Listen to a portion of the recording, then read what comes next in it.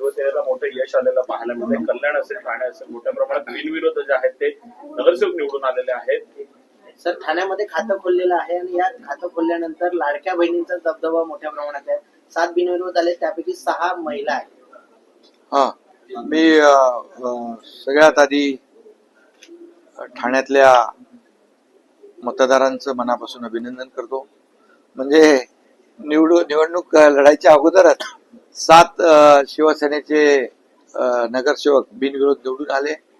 त्यांचं मनापासून मी अभिनंदन करतो. आणि तुम्ही सांगितल्याप्रमाणे यामध्ये 6 लाडक्या बहिणी आहेत, मेजॉरिटी आहे. त्यामुळे लाडक्या बहिणींचा जमाना आहे. आणि लाडक्या बहिणी या महापालिकेच्या निवडणुकीमध्ये संपूर्ण महाराष्ट्रामध्ये चमत्कार दाखवतील आणि जो विधानसभेत दाखवलेला आहे. कल्याण डोंबिवलीत देखील 6 शिवसेनेचे नगरसेवक बिनविरोध निवडून आलेत आणि जळगावमध्ये देखील बिनविरोध निवडून आलेत. अनेक महापालिकांमध्ये शिवसेना भाजप युतीचे अनेक नगरसेवक बिनविरोध निवडून आलेले आहेत. मी त्यांचं सगळ्यांचंच मनापासून अभिनंदन करतो. ठाण्यामध्ये मला वाटतं पहिल्यांदाच झालं काय एवढे लोक बिनविरोध आलेत.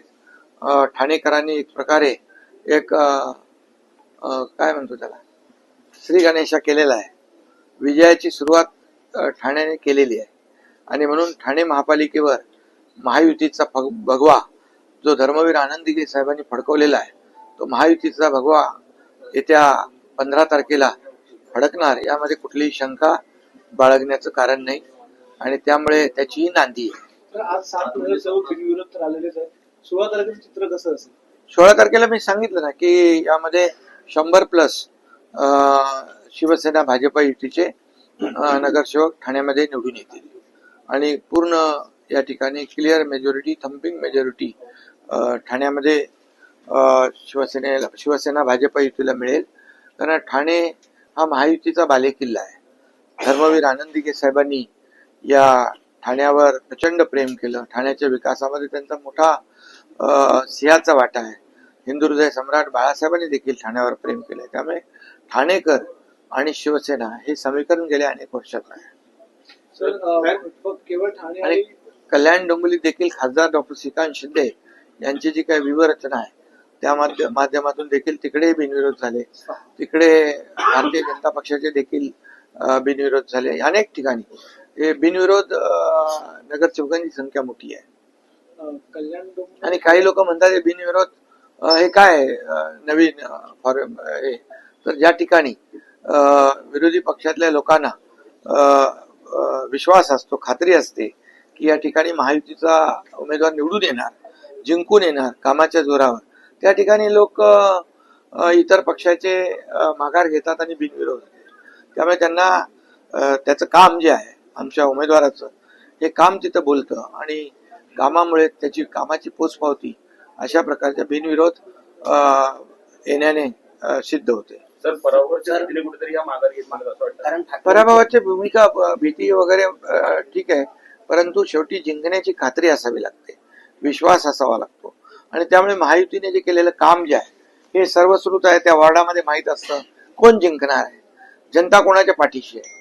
आणि त्यामुळे अशा प्रकारे बिनविरोध होण्याचा जो काही प्रकार आहे, बिनविरोध होण्याची संख्या जी जास्त आहे ती वाढते.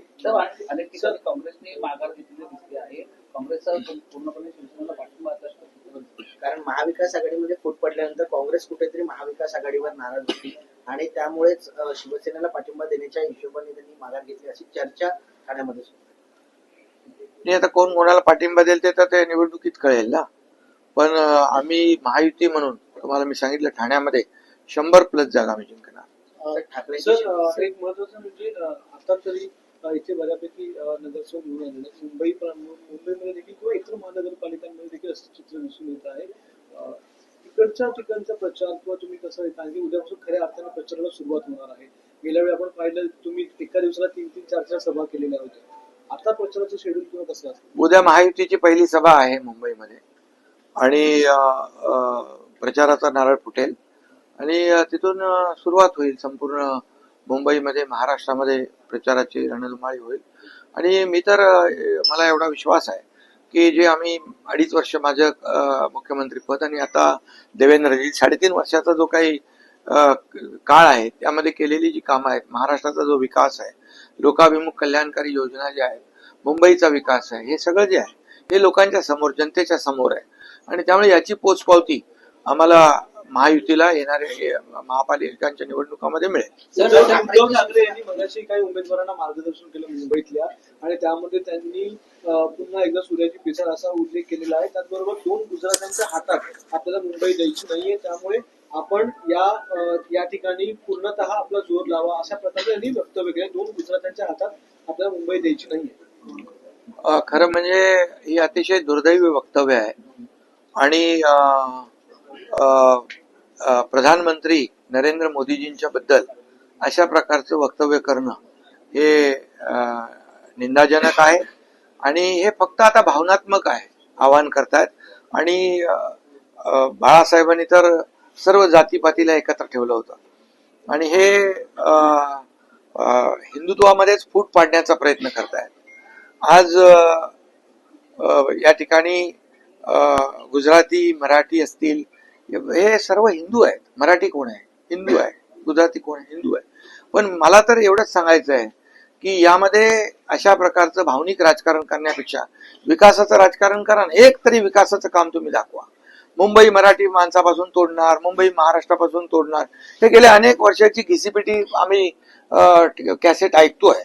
पण लोकांना आज माहित आहे, लोक सुज्ञ आहेत की निवडणुका आल्या की मराठी माणूस आठवतो.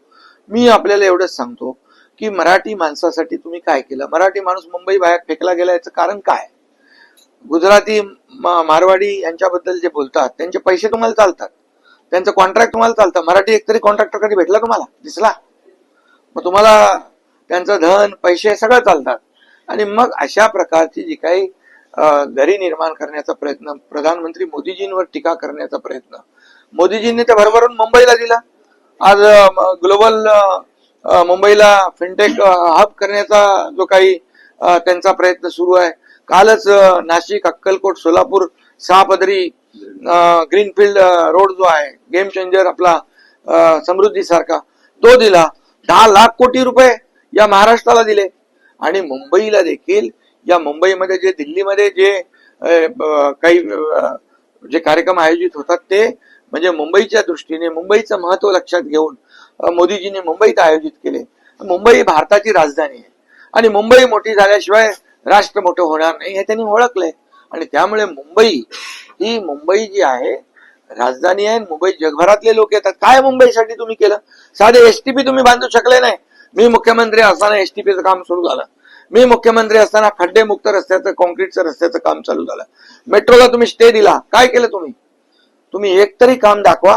ओसीचं 20,000 इमारतीनं ओसी आम्ही महायुतीने दिल्या. माझ्या नगर विकास विभागाच्या, गृहनिर्माण विभागाच्या माध्यमातून पगडीमुक्त मुंबई करण्याचं धोरण आम्ही घेतलं. रिडेव्हलपमेंटचे आम्ही घेतले, क्लस्टरचे निर्णय घेतले, बंद पडलेले मेट्रो आम्ही सुरू केले. काय एक तरी काम सांगा. मुंबईकर तुमच्यामुळे मुंबई बाहेर फेकला गेलाय. त्या मुंबईकराला आम्ही परत या मुंबईमध्ये आणण्याचा प्रयत्न आमचा आहे. कामावरून म्हणतोय, काम जसं तुम्ही आता वेगवेगळी कामं सांगितली विकास करण्याची, सांगा ना एक तरी काम त्यांनी. आज सकाळीच त्यांनी ट्विट केलं आणि कोस्टल रोडला त्यांनी स्वतः म्हणजे त्यांनी केलं, आम्ही करून दाखवलं असं त्यांनी क्लेम केलेलं आहे. श्रेयवाद त्यांनी करून दाखवलं आणि पैसे खाऊन दाखवले. हा, कोविड मध्ये पैसे खाल्ले, डेड बॉडी बॅग मध्ये खाल्ले. मला बोलायला लावू नका. खिचडीमध्ये पैसे खाल्ले, कोविड सेंटरमध्ये पैसे खाल्ले. अरे काय तुम्ही ते एक कुठंतरी काल मला कोणी सांगितलं की कुठलं नमामि गंगेचं जे गाळ काढण्याचं 16 कोटी रुपये एक किलोमीटरला, इकडे 160 कोटी रुपये.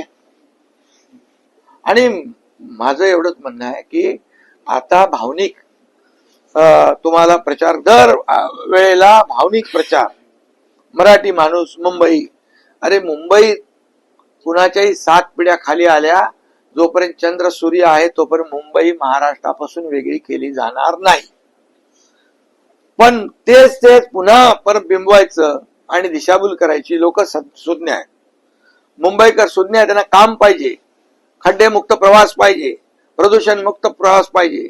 या ठिकाणी त्यांना एसटीपी पाहिजे, मेट्रो पाहिजे. काय दिलंय तुम्ही?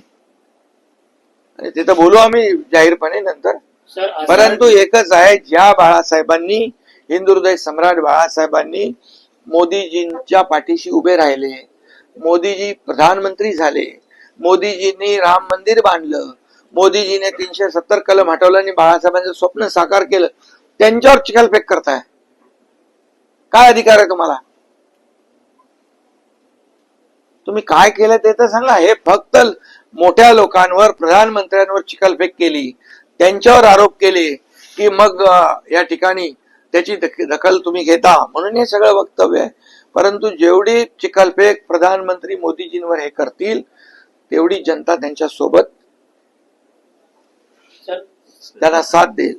ठाकरे बंधू दोन्ही एकत्र आल्यामुळे कुठेतरी महायुतीला फटका बसेल असं म्हटलं जात होतं ठाकरे बंधूंकडून. मात्र आता त्यांच्याच जे नगरसेवकांचे उमेदवार होते त्यांनीच अर्ज माघार घेतलेला आहे. कुठेतरी भीतीपोटी हा अर्ज माघारी घेतले आहे आणि त्यामुळे हे बिनविरोध. अरे बाबा, लोक मुंबईतले, त्यांना विकास पाहिजे. कोण एकत्र येतो, कोण युती करतो, कोणाचं मनोमिलन होतं याच्याशी काही लोकांना देणं घेणं नाही. त्यांची युती झाल्यानंतर देखील शिवसेनेचे अनेक लोक आमच्या शिवसेनेमध्ये आले, खऱ्या शिवसेनेत मनसेचे लोक आले. त्यांना विकास पाहिजे, डेव्हलपमेंट पाहिजे, मुंबईचा विकास पाहिजे, महाराष्ट्राचा विकास पाहिजे आणि तो आम्ही करून दाखवलाय. डेव्हलपमेंट पाहिजे लोकांना, सेटलमेंट नको. समजलं?